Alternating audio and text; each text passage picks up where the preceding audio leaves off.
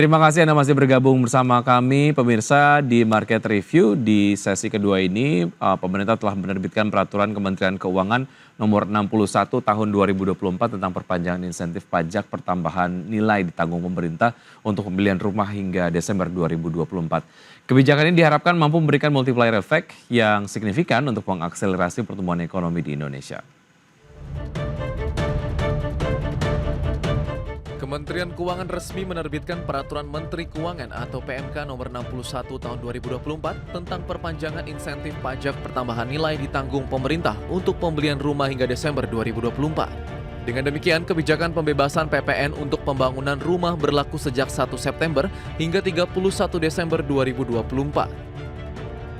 Peraturan terbaru tersebut merevisi aturan sebelumnya yang menyatakan pemerintah memberikan fasilitas PPN DTP sebesar 100% hingga Juni 2024 dan 50% sampai Desember 2024. Adapun ketetapan insentif dalam PMK nomor 61 tahun 2024 masih sama seperti yang diatur dalam PMK sebelumnya, di mana pemerintah menanggung PPN untuk pembelian rumah tapak dengan harga maksimal 5 miliar rupiah, sementara jumlah atau nilai PPN yang ditanggung untuk dasar pengenaan pajak yakni sampai dengan 2 miliar rupiah.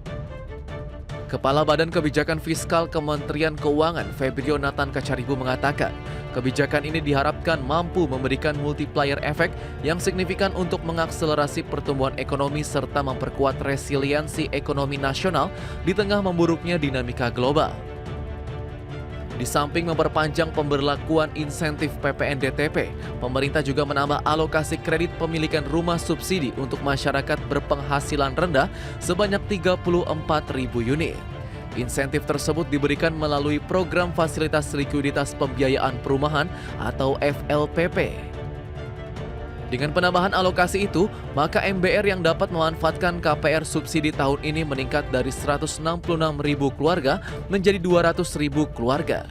Berbagai sumber IDX Channel.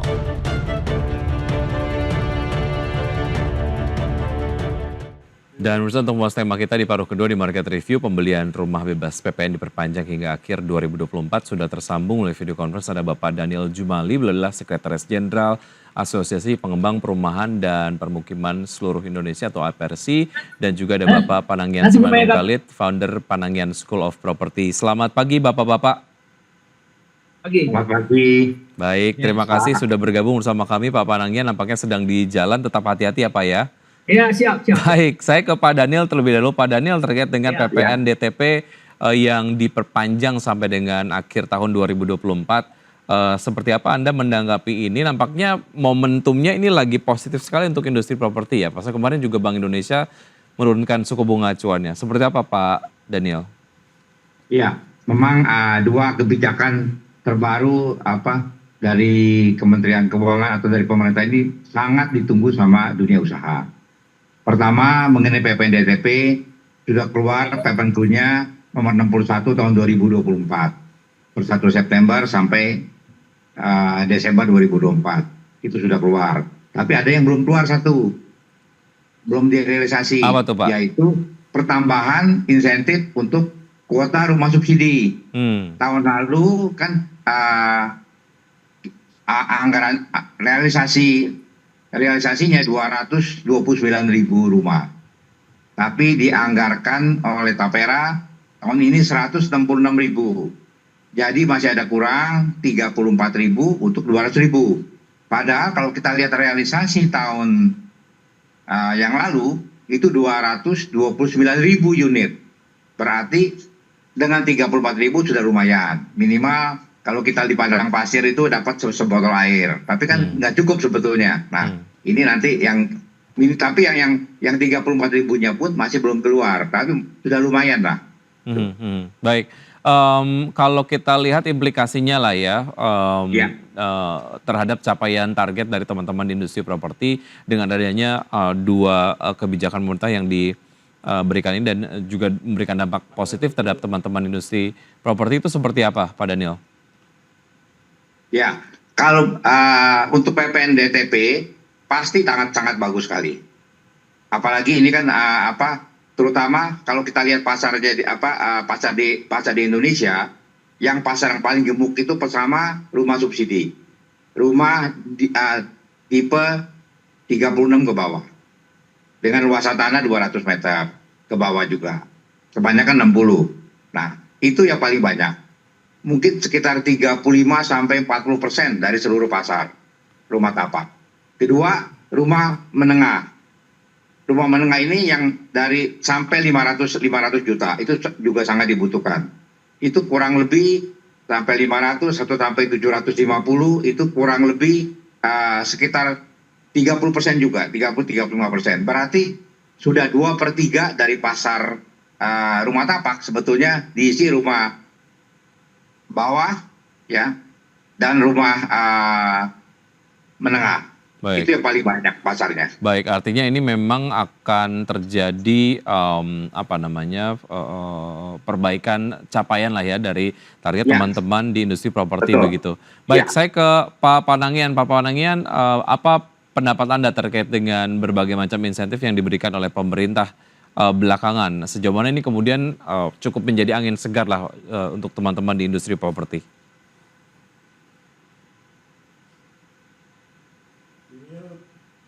Nampaknya masih termute Pak Panangian.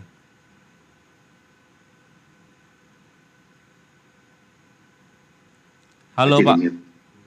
nampaknya masih di mute Pak Panangian. Mohon maaf. Halo Pak, kami masih belum bisa mendengar suara Pak Panangian. Oke, saya ke Pak Daniel terlebih dahulu ya, Pak Daniel ya.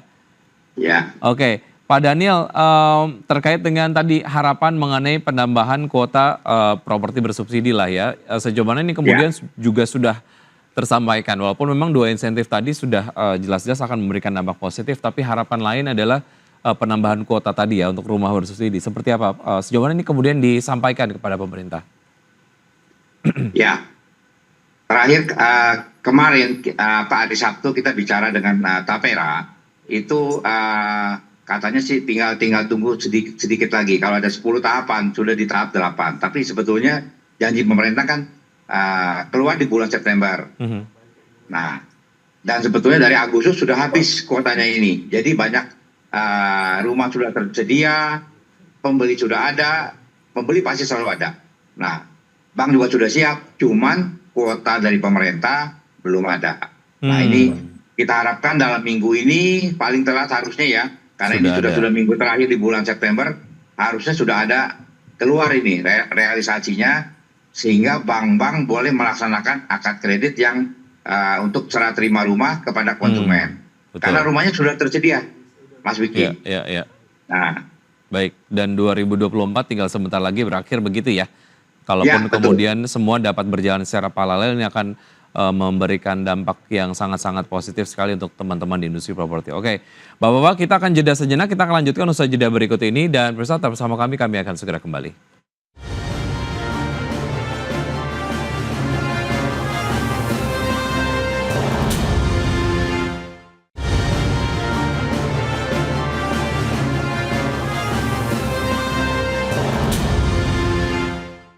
Terima kasih Anda masih bergabung bersama kami. Pemirsa, sebelum saya kembali berbincang bersama kedua narasumber saya di paruh kedua di Market Review, saya akan tampilkan beberapa data yang sudah disiapkan oleh teman-teman redaksi. Di antaranya adalah terkait dengan periode pemberian insentif PPNDTP di sektor properti. Di aturan sebelumnya 1 Januari hingga 31 Juni 2024 PPNDTP diberikan 100%. Kemudian 1 Juli hingga 31 Desember 2024 PPNDTP diberikan 50%. Lalu ada aturan terbaru, khusus ini merevisi peraturan sebelumnya. Aturan terbaru 1 September hingga 31 Desember 2024 PPNDTP diberikan 100%. Lalu berikutnya adalah data soal penjualan properti tahun 2024 secara year on year. Datanya juga kami kemudian sampaikan secara kuartalan ya.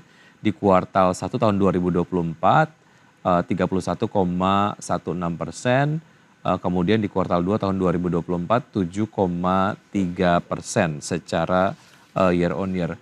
Kemudian berikutnya adalah ini terkait dengan lini masa tarif PPN di Indonesia dari tahun 1983 hingga 2021 sebanyak 10%. Kemudian dari tahun 2021 hingga 2024 sebanyak 11% dan tahun 2025 sebesar 12%. Kami peroleh datanya dari Kemenko Perekonomian. Dan berikutnya saya akan lanjutkan perbincangan bersama Pak Panangian Simanungkalit terlebih dahulu. Pak Panangian, pendapat Anda terkait dengan PPN DTP yang diperpanjang sampai dengan Desember 2024. Seperti apa? Ya, positif untuk menggerakkan sektor properti. Karena pengembang selama beberapa tahun ini kan penjualannya menurun, terutama setelah COVID, ya kan. Jadi pemulihan sektor properti itu belum total 100%. Nah, dengan adanya PPN DTP ini, maka secara perlahan-lahan terjadi pemulihan sektor properti. Walaupun belum penuh ya. Nanti setelah tahun 2025 itu akan mulai penuh. Karena pemerintahan baru punya program pembangunan 3 juta rumah. Secara langsung atau tidak langsung itu akan memberikan impact positif pada market gitu tahun 2025 ya. Baik. Nah, kemudian tadi mengenai tanggapan terhadap pemenuhan kuota yang tahun ini menurun dari 229.000 tahun lalu menjadi 166.000. Pemerintah kan sudah komit menambahkan sekitar 34.000 menjadi 200. Saya kira akan segera seperti diberikan tadi oleh Pak Daniel bahwa itu sudah tahapan ke-8. Tinggal beberapa minggu ini saya kira itu akan selesai dan itu akan menambah penjualan ya hingga akhir bulan Desember tahun ini. Nah, tahun depan dengan adanya program pemerintahan yang baru, tadi Anda kaitkan juga dengan the Fed Fund Rate turun dan akan ada kemungkinan juga turun sebelum Desember ya. Sekali lagi ya. Semoga karena sudah makin jelas nih the Fed Fund Rate ini akan terus yakin bahwa inflasi dengan sasaran 2% akan terjadi 2-3 tahun ke depan. Ini akan positif untuk perkembangan industri properti di Indonesia. Jadi pemulihan total akan terjadi sekitar tahun 2026, nanti booming bisa terjadi tahun 2027-2028. Oke, Ya. secara proyeksi Anda demikian memproyeksikannya ya. Kemarin juga Bank Indonesia menurunkan suku bunga acuan menjadi 6% begitu ya, atau sebanyak 25 basis point. Oke, secara proyeksi penjualan properti lah ya dari Anda sendiri Pak Panangian sampai dengan akhir tahun 2024, tentu saja dengan adanya insentif ini dan juga momentum penurunan suku bunga acuan dari Bank Indonesia kemarin, berapa persen penambahannya menurut Anda dan total akan berapa? Biasanya ya, pertumbuhan properti itu yang normal itu 1,5 kali dari pertumbuhan PDB. PDB Indonesia kan sampai hari ini kan kurang lebih 5%. Jadi pertumbuhan properti itu kurang lebih 8% lah. Dengan adanya PPN DTP ini dilanjutkan sampai Desember, efeknya itu nanti baru kelihatan di sekitar kuartal 1 tahun 2025. Nah, pada saat yang bersamaan, nanti pada 20 Oktober akan diumumkan adanya Kementerian Perumahan Rakyat dan Pengembangan Perkotaan. Ini akan memberikan efek positif pada pasar karena target pembangunan perumahan oleh Presiden terpilih itu adalah 3 juta rumah, ya, 2 juta di desa, 1 juta di kota. Nah, disinilah momentum ekonomi itu pulih dan bahkan ada target dari Presiden terpilih untuk mencapai 8% di 2-3 tahun, 3 tahun berarti tahun 2028 ya. Maka antara 2025 sampai 2028 akan terus menanjak grafiknya, bahkan bukan hanya sampai single digit seperti Anda bilang itu tahun 2025 itu sekitar 8% yang Anda tanya tadi. Ini akan bisa sampai 10 sampai bahkan 20% di antara 2025-2028. Baik, selama kemudian berbagai macam insentif dan juga program dari pemerintah ini berjalan secara berkesinambungan dan secara kumulatif akan memberikan dampak positif lebih-lebih lagi terhadap sektor properti begitu ya. Saya ke Pak Daniel. Pak Daniel, sebetulnya dari sisi harga rumah dengan harga hingga 5 miliar rupiah, 5 miliar rupiah ini menjadi sasaran insentif dari yang diberikan oleh pemerintah. Apakah selama ini memang di segmen ini menjadi salah satu kontributor utama dalam penjualan properti, Pak Daniel? Ya, memang PPN DTP sampai nilai 5 miliar. Tapi pasar terbesar tadi sudah dijelaskan oleh Pak Panangian juga. Nanti selain di perkotaan ya, di perkotaan sendiri yang paling banyak itu sebetulnya rumah subsidi, rumah kota untuk MBR atau milenial ini. Itu mungkin sekitar 35-40%. 30% sampai 35% lagi itu pasar besar juga ada di rumah menengah sampai di atas FPLPP itu kan sampai sekitar hampir 200 lebih, 200 juta lebih, mulai dari 166, 185 sampai 200 untuk daerah Papua ya di 200 lebih. Dan rumah menengah mungkin sampai sekitar 600, 700. Paling gemuk lagi di bawah 500. Nah itu yang pasarnya paling besar. Mungkin 3/4 sampai 80% ada di pasar itu. Nah baru berikutnya rumah menengah ke atas. Nah, jadi kalau menurut saya dua kebijakan yang pemerintah ini sudah bagus, tinggal realisasinya dipercepat, kekurangan kuotanya ditambah, itu lari kencang untuk mendukung pemerintahan baru sejak 20 Oktober. Baik. Bahwa ini kemudian menjadi kebijakan yang akan memberikan booster lah ya terhadap kinerja dari sektor properti ya. Tapi kemudian Anda menemukan masih ada tantangan nggak sih, Pak? Masih ada properti di Indonesia sehingga kemudian jalannya belum bisa terlalu kencang gitu. Nah sebetulnya kalau kita lihat ya investasi, rumahnya sudah ada, pembelinya sudah ada, banknya sudah siap, tinggal kuota nih buat rumah subsidi ya, itu tinggal ini sudah siap semua. Malahan sejak Agustus sampai sekarang ini karena tidak ada akad, itu cash flow-nya pengembang otomatis cash flow pekerja, cash flow-nya kontraktor, dan juga sektor yang terkait, misalnya mulai dari rumah, dari batu, dari semen, sampai kabel, semua itu juga itu ketunda. Jadi berarti sebetulnya ini belasan juta tenaga kerja menunggu nih realisasi percepatan dari janji pemerintah yang turun. Apalagi buat tahun berikutnya, karena terbukti kan di waktu pandemi aja ini rumah subsidi, rumah yang itu sangat diperlukan. Bagaimana mereka bisa bekerja kalau tidak ada rumahnya, apalagi namanya work from home. Nah ini dia. Jadi ini pengaruhnya besar sekali. Makin cepat realisasi penambahan kuota diserahkan ke perbankan semuanya buat dijalankan, itu makin cepat perputaran roda ekonomi. Juga pengaruhnya ke 180 sektor industri lainnya. Salah satunya challenge-nya itu untuk bisa menikmati berbagai macam dampak positif dari insentif ini. Challenge-nya itu ya, supaya kemudian bisa betul-betul maksimal gitu. Tapi dari point of view yang lebih makro lagi Pak Panangian, apa sih challenge ataupun mungkin tantangan yang masih dihadapi oleh industri properti di Indonesia, Pak Panangian?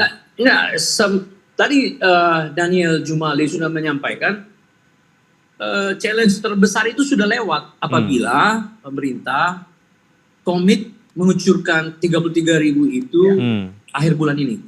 Ya. Akhir bulan ini maksudnya akhir bulan September gitu loh. Sehingga walaupun ada sedikit penundaan cash flow dari pengembang itu udah pengalaman lah. Yang penting ada kepastian. Jadi pengembang itu cuma satu manfaatnya. Kepastian itu, nah proses kalau bisa birokrasinya itu digunting gitu loh kalau bisa. Tapi mereka sangat yakin kalau pemerintah sudah komit, harusnya sih nggak ada masalah ya. Nah, challenge yang terbesar itu sudah dialami. Jadi pengembang itu hanya menunggu ketika pemerintahan baru dengan program 3 juta rumah, harusnya pengembang akan siap mengambil peluang dengan jumlah yang sangat besar gitu. 2 juta di perdesaan, 1 juta di perkotaan. Jadi ini artinya tidak ada lagi challenge yang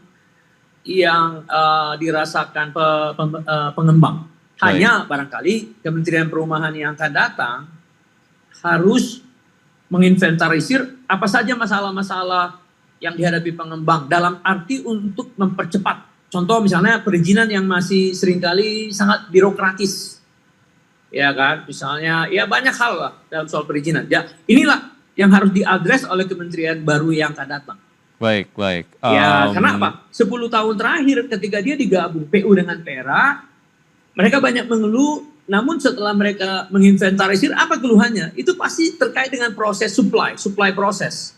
Ya, perizinan, pembiayaan, tapi lebih banyak masalah administrasi, bukan masalah fundamental gitu loh. Baik. Masalah-masalah yang teknikal. Baik. Upaya-upaya apa saja yang dilakukan ataupun mungkin advokasi apa saja yang dilakukan yang dari point of view teman-teman di industri pengembang lah ya di properti begitu, agar kemudian proses ini bisa terus dijaga dan juga diawasi gitu, sehingga kemudian approval-nya bisa cepat lah terkait dengan rumah bersubsidi tadi begitu ya, yang Ya. kuotanya masih kemudian ditunggu. Dari Pak Panangian dulu, nanti saya ke Pak Daniel.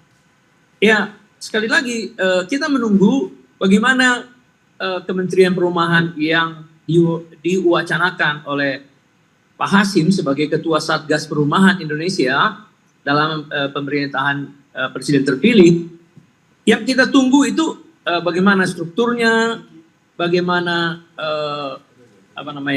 prioritas target yang akan diselesaikan, karena Satgas ini sudah bertemu dengan semua stakeholders, mulai BTN, Bapetarum, maksudnya Tapera, pengembang, Apersi, pengembang Rei Himpera, kemudian SMF. Semua stakeholders sudah konsolidasi begitu ya? Sudah konsolidasi dan sudah menyampaikan list apa yang harus dilakukan pemerintah ketika nanti Kementerian Perumahan itu eksis pada 20 Oktober yang akan datang. Jadi artinya sekali lagi challenge pengusaha itu hampir nggak ada lagi karena sudah diserahkan semua kepada pemerintah. Nah, sekarang bolanya tinggal di Kementerian Perumahan dan Pengembangan Perkotaan yang baru nanti. Gitu, Mas Nuki. Ya. Baik, pertanyaan yang sama saya akan lanjutkan ke Pak Daniel, tapi kita jeda sejenak Bapak dan bersama kami akan segera kembali. Oh, oke. Baik, kita nampaknya di akhir acara tidak akan kemudian ada jeda lagi untuk konklusi saja begitu ya. Saya ke Pak Daniel. Seperti apa Pak Daniel? Ya, sebetulnya seperti yang tadi sudah disampaikan Pak Panangian. Ya. Kalau kita lihat programnya pemerintah sekarang dan pemerintah ke depan, itu bagus sekali. Program 1 juta rumah bagus, apalagi program 3 juta rumah. Dan kita asosiasi pun sudah siap untuk mendukung dan mensupport semua program itu. Baik mulai di perkotaan sampai di pedesaan. Kita sudah siap sekali. Pak Panangian tahu persis itu ya. Kesiapan kita sudah sangat siap sekali. Nah, cuma tinggal ini tadi. Kadang-kadang birokrasi ini. Kayak Menko sudah umumkan, Menteri Keuangan sudah tinggal ini sampai kita sendiri yang bantu turun. Mulai dari Kementerian Keuangan ke PUPR. Nah, jadi selain itu memang tadi misalnya masalah klasik perizinan, nah, baik di ATR BPN maupun di di perizinan di Pemda-Pemda. Nah, ini yang perlu dibenahin.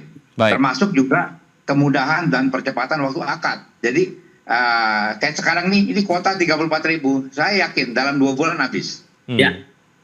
Kalau 2 bulan habis, bagaimana dengan ini September, Oktober, November, Desember kan kurang lagi. Nah, ini mesti lagi disiapkan mungkin subsidi selisih bunga atau bagaimana yang tidak menyerap banyak anggaran dari APBN, tapi lebih banyak bisa digerakin oleh swasta. Nah, ini yang mesti kita sudah siap buat ke situ. Baik, dari developernya sudah siap, banknya sudah siap, terus juga kemudian dari masyarakatnya juga sudah siap untuk penyerap, tinggal kemudian pemerintah ketok palu begitu ya. Saya akan jadikan statement yang tadi sudah disampaikan oleh Pak Panangian sebagai closing statement dari Anda. Pak Daniel, Pak Panangian, terima kasih sudah bergabung bersama kami. Sukses untuk Anda, sehat selalu, sampai jumpa. Sehat selalu, terima kasih. Baik. Dan pemirsa, sudah 1 jam kami menemani Anda dalam Market Review. Perbarui terus informasi Anda hanya di IDX Channel, your trustworthy and comprehensive investment reference. Jangan lupa untuk menyaksikan program First Session Closing yang akan tayang pukul 11.30 waktu Indonesia bagian Barat. Karena urusan masa depan harus terdepan. Aku investor saham, saya Wikia dan undur diri. Terima kasih, sampai jumpa.